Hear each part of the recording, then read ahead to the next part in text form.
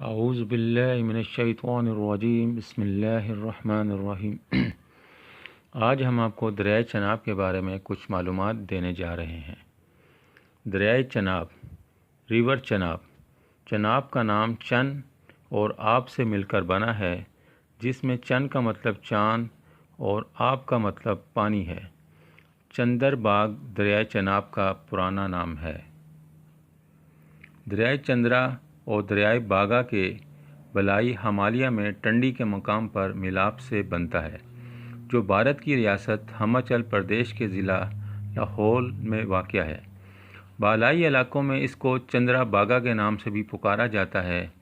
یہ جموں و کشمیر کے جموں کے علاقے سے بہتا ہوا پنجاب کے میدانوں میں داخل ہوتا ہے۔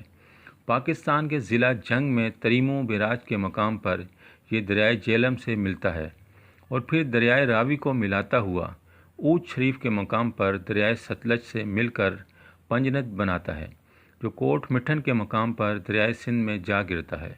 دریائے چناب کی کل لمبائی 960 کلومیٹر ہے۔ آپ سے گزارش ہے کہ ہمارے چینل کو سبسکرائب کیجیے اور اگر ویڈیو پسند آئے تو لائک اور شیئر بھی کیجیے۔